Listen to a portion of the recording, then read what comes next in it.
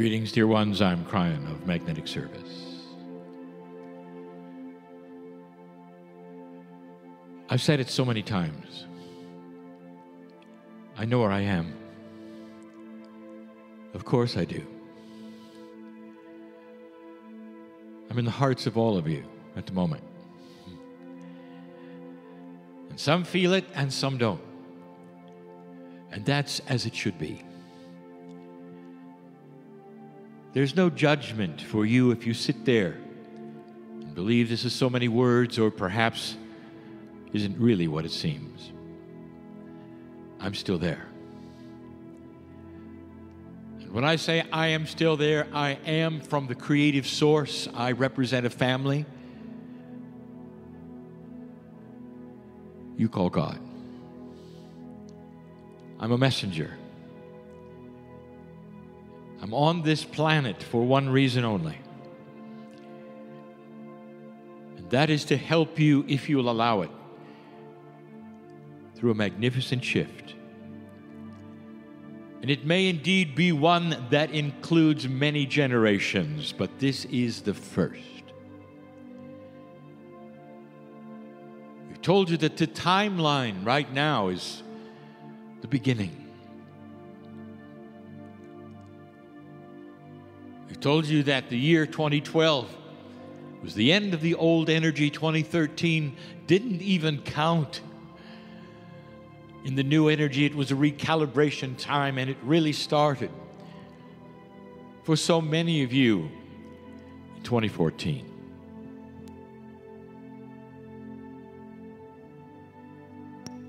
You are in 2015, year 2 of a major shift.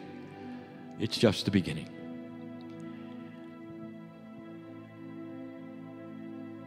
I say, kidding to you, do you know any 2-year-olds? It ought to tell you a lot about what you're feeling as you just begin to awaken to a new energy. There's curiosity, there's fear, there's wonder, there's confusion, and there's complacency.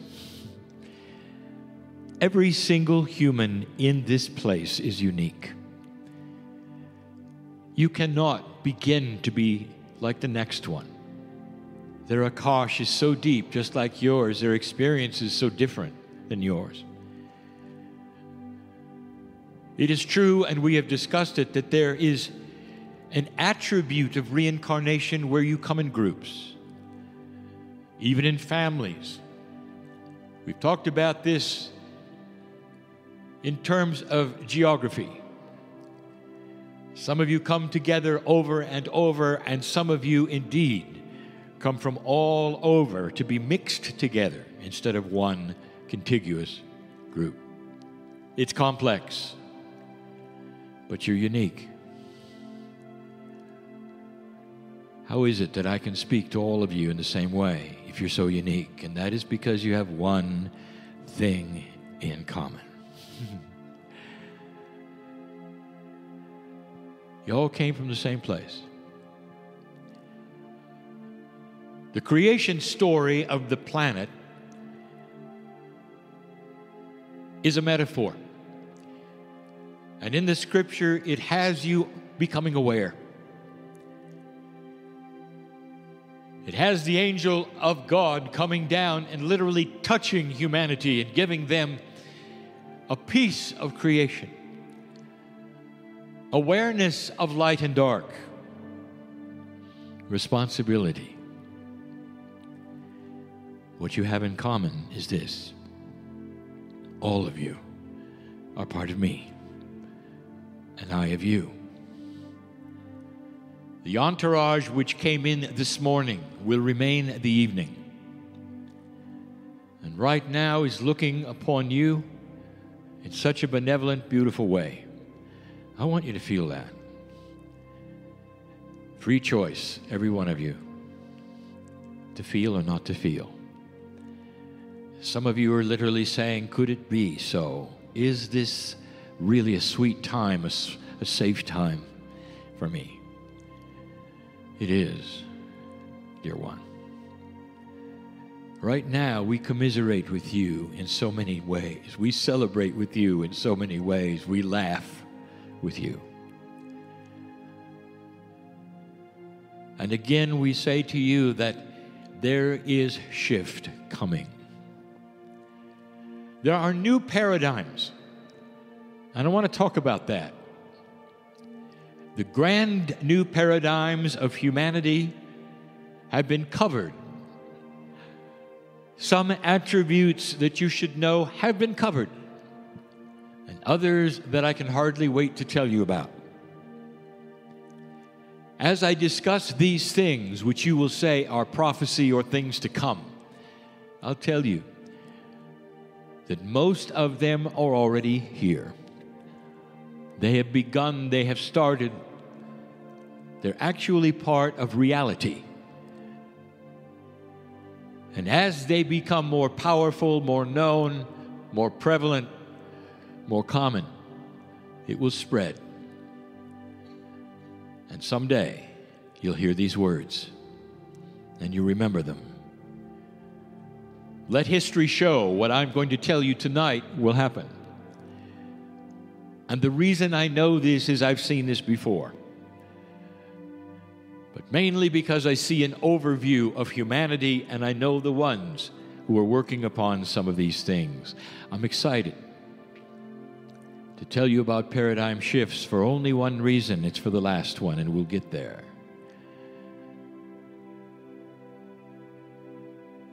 Do you remember computers when they started? Perhaps you've seen pictures if you're young. All computations, even for the office, were mechanical. Levers and gears, wheels, numbers. And they would clickety-clack, they would come together very cleverly and mesh mathematically and give an answer. And that is what you had, and you called it the adding, the subtracting, the dividing machine, the computer. That's what you had. And many of you marveled at this, that such a thing could be. And then it all changed. You added something to it that you didn't know existed when it was built. Something that was energy. It was the electronic chip or circuitry. Suddenly, the path of electrons, energy, would flow in certain paradigms, algorithms, to do the same thing that the gears did.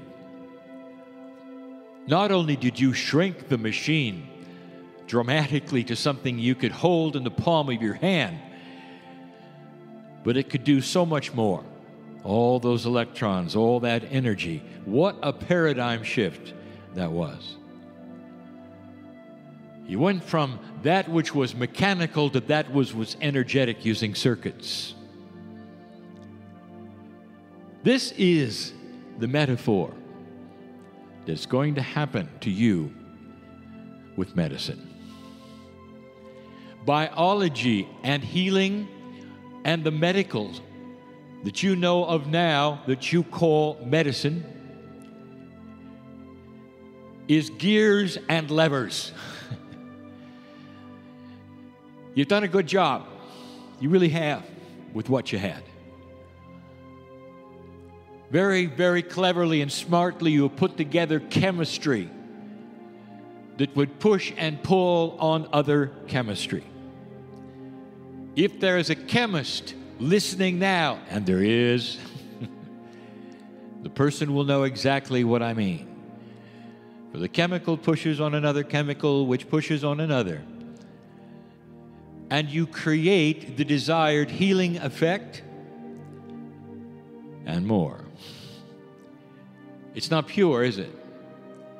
It always comes with a price.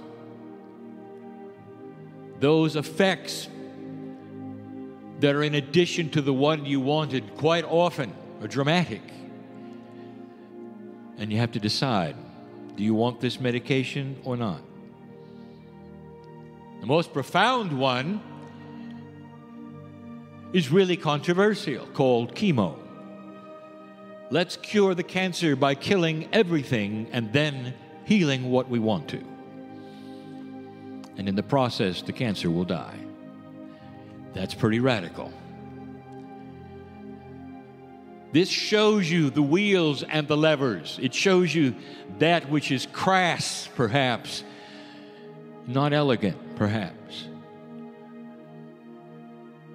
Side effects, dear ones, will sometimes even kill you. There are those who would say the future is in chemistry, perhaps in genetics.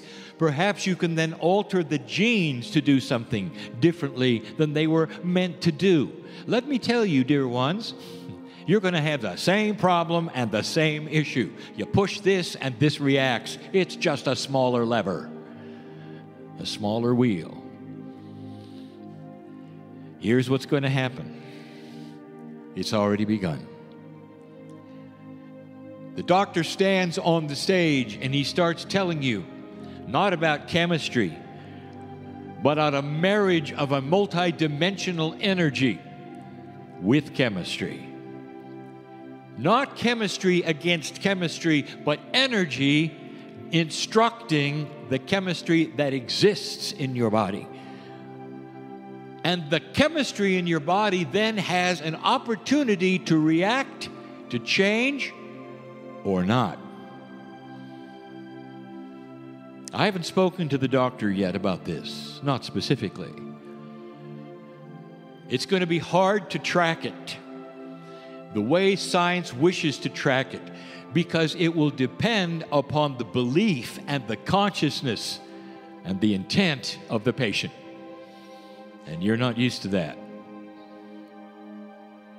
I sat in a chair just like this over 15 years ago and gave you this message. Only the difference between then and now is that now you're doing it.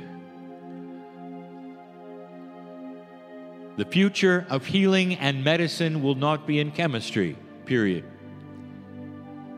It will be in the multidimensional energies that are custom, tailored, and designed to talk to the cellular structure of the body. All of it will be benevolent. There will be no destructive energy to wipe away a tumor, to dissolve this or that, perhaps through what you call a laser pinpoint coherent light. That's not what we're talking about. We're talking about quantum energy that talks to chemistry and talks its language.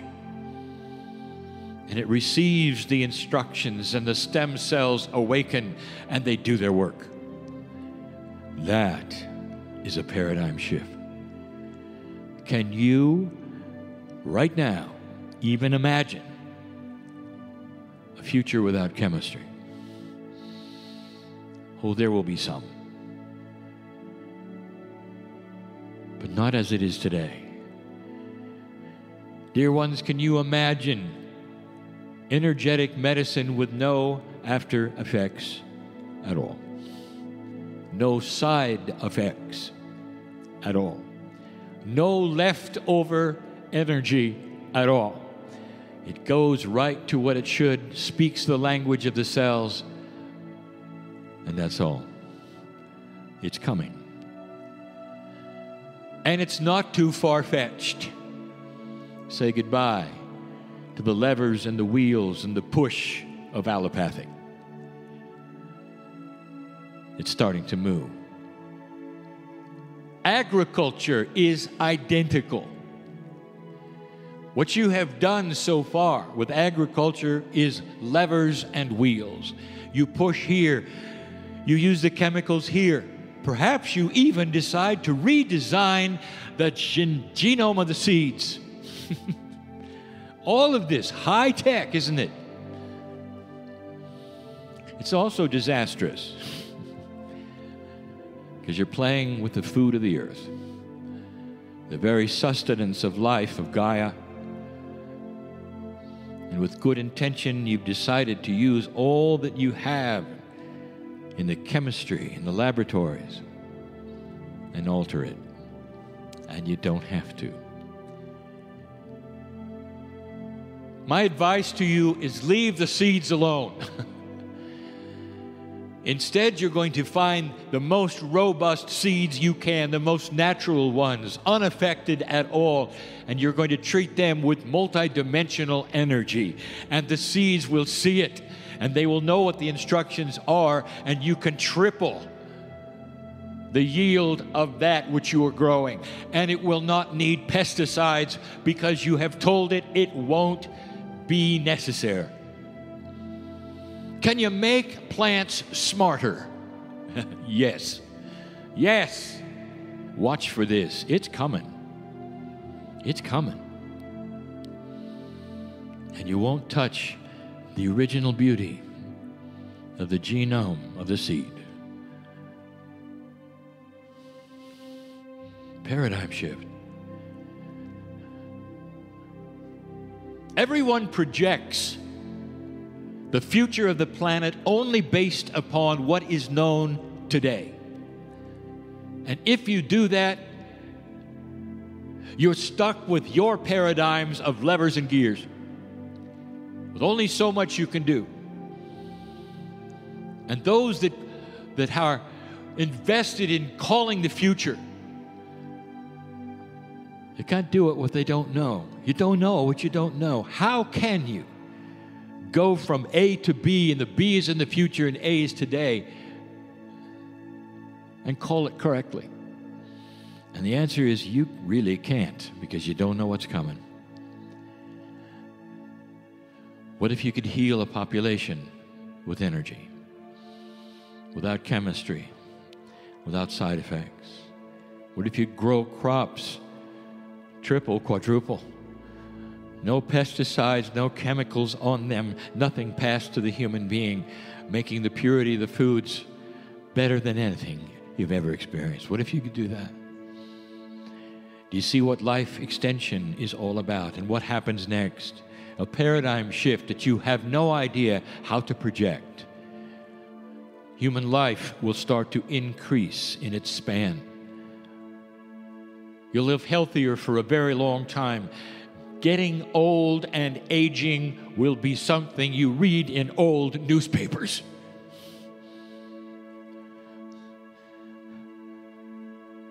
For the inventors in the room, how much can you refine that buggy whip of yours?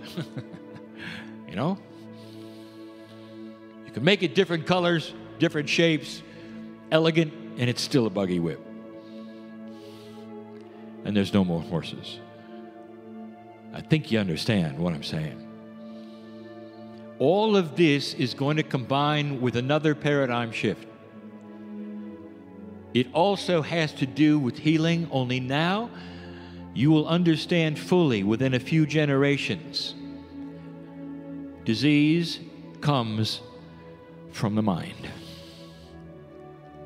Disease comes from the mind. And you might say, no, that's wrong. It comes from genealogy. You see, Kryon, my mother had this, and my grandmother had this, and I have this. The doctor even said I have the propensity for this. Therefore, I'm going to catch it. Let's back up that scenario for a moment. Let me hear what you said again. I'm going to catch it. I better do preemptive surgery, remove something so nothing will happen. I'm on top of it, Kryon. Really? You just told your body you're going to catch it. It's going to agree, and you're going to catch it. Did you know that your conscious mind has control over your chemistry to such a degree you can stop that now, and your children won't get it, and their children won't get it, and you won't get it, because the consciousness is going to tell your cells no, and your cells will listen. Once you decode that which is in you, which is allowing it, it will not exist. It will run from your body. Kryon, are you telling me I can cleanse my body by what I think in this new energy more than any of you ever could imagine? I'll say it again. Dear human being, I am in love with you. I want you to last, at last, watch what you say to your body. Watch what you say to others about your body, because there's been a giant antenna in this new energy that just cranked up. Listening to everything you're saying. Everything. What do you expect? Not based upon the past, but based upon what you know right now. What do you expect? This is a paradigm shift. A marriage between consciousness and health that cannot be separated or denied. Healing is changing. Healer, are you here? You have somebody come for that which you do. And they lay perhaps on a table and you're working upon them in a certain way. You're giving them energy. You're moving it around. You can feel it in the body. Are you involving their consciousness? Here's another message I gave you 15 years ago. Are you ready? Healer, before your patient sits or stands or lays down, you have a conversation one-on-one. And you make this statement to your patients. Do you give permission to have this energy heal you today? And watch your answer and mean it. And make them speak it out loud that they do indeed. If you want to, ask them why. Project it. Ask them the correct questions that you know need to be asked, because otherwise they're going to come back, and they're going to come back, and they're going to come back, and you'll be doing the same thing over and over and over. I'm talking to somebody here, shaking their head. They know it's exactly what's happening. Exactly. Healer, it's not about having return clients. It's about having them one time. One time. A paradigm shift. Let me give you the last one.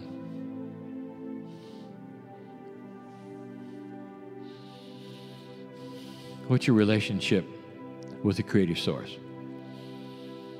How does it fit in your life, and what are you doing with it? Why are you here?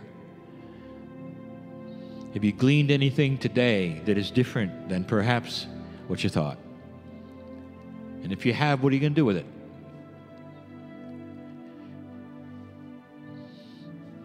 There are those who would come to these kinds of meetings, which we would call metaphysical junkies. Attend as many meetings as you can and collect information. It's wonderful. And it's academia, isn't it? Notes after notes, book after book. You go home and you've had a lot of fun.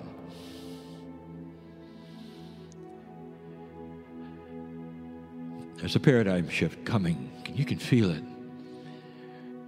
There's a wind blowing in this room of change. You're going to have to get practical and apply it. And here's what I mean. This paradigm shift is profound. If you, old soul, are going to apply any of the new energies to your life and your way of life, what you do from here on out is going to change. It's going to shift. It won't feel the same. And you got to get used to it. As profound as the gears and the levers were for the early computers is the difference between the old and the new energy of the light worker. We've talked about energy protection and how that has changed dramatically for you. About how the light is broadcast from you in a whole different way than it ever was before. How people look at you because you carry an energy that you never did before. You are stewards of this change on the planet. Dear old soul, you are stewards of this change on the planet. Listen to me. Don't go home with notes. Go home with God in you so dramatically that you'll always remember this night when you changed. You'll always remember this night when you changed. There is a shift in the air that is so profound that it is going to change your life if you will allow it. This is what we wanted to say. Kryon, can you tell me what's going to happen? No, I can't. You know why? You know why? Free choice. It is time to discover the benevolence of God. Get out of the fear. If you do this, what will happen? You say, I will tell you. We're going to take your hand. That's what's going to happen. And the message we've given so many times is this. The free choice is yours, but if you choose to go with this paradigm shift and relax with it, there is energy here you are going to develop with this new consciousness.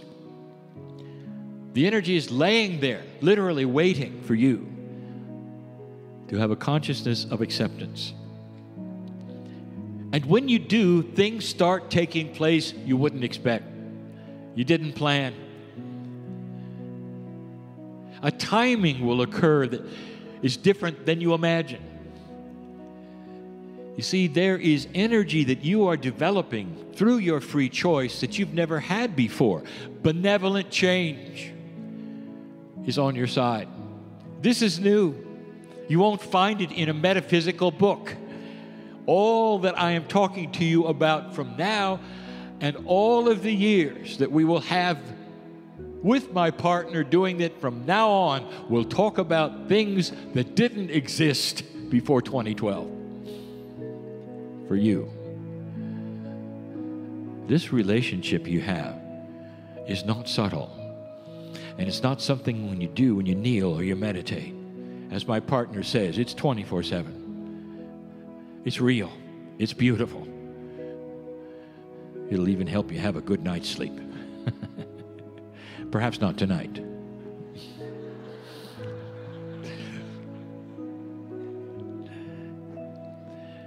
You're in a special area.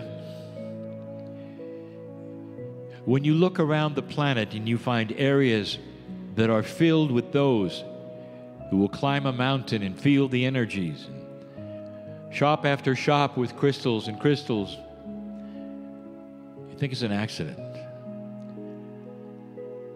You're within multiple vortices of energy. It's different here. It's a good time to make these kinds of choices, where literally the intelligence and the consciousness of the land is in cooperation with you. Some of you will go out during the day and look at the rocks and feel it profoundly and say, isn't this beautiful? It's more than that. They're speaking to you and you can hear it. The ancients who were here before you have left you a legacy of an energy of this land that is still pure and beautiful. And you're the stewards to feel it.